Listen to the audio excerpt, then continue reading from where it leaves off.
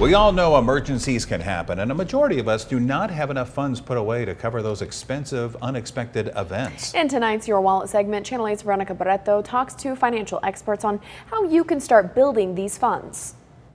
Many times we do not expect emergencies to happen, but when they do, it can be hard to figure out how we can pay unexpected costs.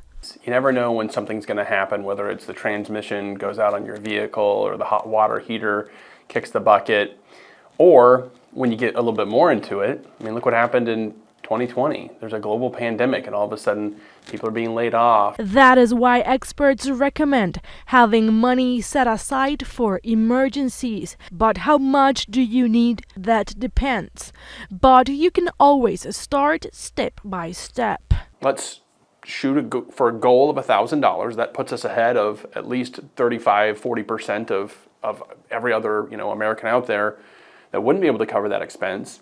Once we get our debt paid off, except for our mortgage, that's where we're going to shoot for 3 to 6 months of expenses. Not income, but 3 to 6 months of expenses. If you're tight on available cash to allocate to an emergency fund, experts recommend reviewing your budget and current spending to determine if there's an area where you can cut costs.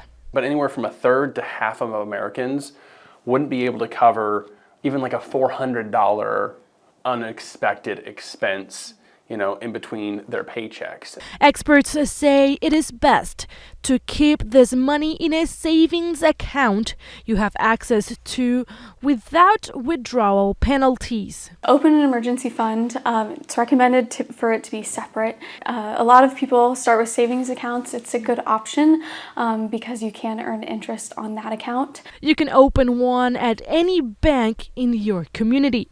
You can also contact financial experts if you need help to start an emergency fund. Stonebridge in Lincoln and Security First Bank have tools on their websites for people to calculate how much money they are spending and how much they can save. Reporting in Lincoln, Veronica Barreto, Channel 8 News.